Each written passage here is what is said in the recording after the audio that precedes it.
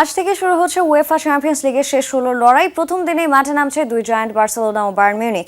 Barca away ম্যাচে আতিথ্য নেবে ইংলিশ ক্লাব নিউক্যাসলের, আর বায়ার্নের প্রতিপক্ষ ইটালিয়ান ক্লাব আটালান্টা। এছাড়াও আরেক ম্যাচে রাতে লড়বে অ্যাটলেটিকো মাদ্রিদ টটেনহাম। 3টি ম্যাচে শুরু হবে রাত 2টায়। নিউক্যাসল ম্যাচে নিশ্চিতভাবেই ফেভারিট হিসেবে মাঠে নামবে বার্সেলোনা।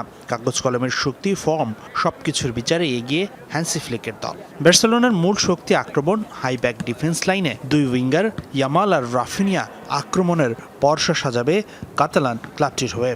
নিউক্যাসল ম্যাচের আগে বার্সার শিবিরে ইনজুরি সমস্যা আছে। আলেক্সান্দ্রো বালদে, গাভি, ডিয়ং, কুন্দে আর ক্রিস্টেনসেনের মতো ফুটবলাররা ইনজুরিতে মিস করবেন এই ম্যাচ। তবে নিউক্যাসল বার্সার বিপক্ষে চমক দেখাতে চায়। এরি হাউয়ের দলের সামর্থ্য নেই বলার সুযোগ নেই, তবে অধারাবাহিকতা বড় সমস্যা ম্যাকপাইদের। টোনালি, জেলিংটন, বার্নস, গর্ডনরা সামর্থ্যের সেরাটা দিতে পারলে অঘটন ঘটানো সম্ভব। তবে ইতিহাস বলে নিউক্যাসলের বিপক্ষে দাপট দেখায় বার্সেলোনা। অতীতের 5 দেখায় নিউক্যাসল জিতেছে একটি ম্যাচ, সেটাও 1997 সালে।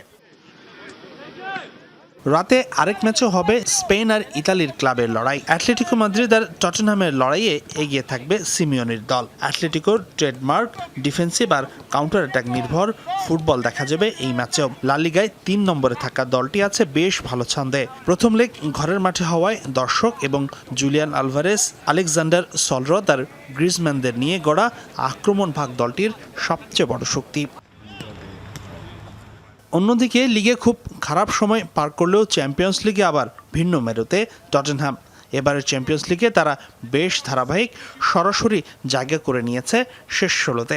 কিন্তু অ্যাটলেটিকো ম্যাচের আগে ইনজুরিতে জেমস মেডিসন, কুলেসেভস্কি আর কুদুসের মতো গুরুত্বপূর্ণ 3 খেলোয়াড়কে মিস করছে স্পার্সরা। রাতে আরেক ম্যাচে মাঠে নামবে বায়ার্ন মিউনিখ। ইতালিয়ান ক্লাব আটালান্টার বিপক্ষে বড় জয় পাবার কথা বাভারিয়ান ক্লাবটির। ছোট ইনজুরি সমস্যা থাকলেও এই ম্যাচের আগে অনুশীলনে ফিরেছেন এই মৌসুমে ইউরোপের top scorer Harry Kane. Hasinur Rahman, Jamuna sports.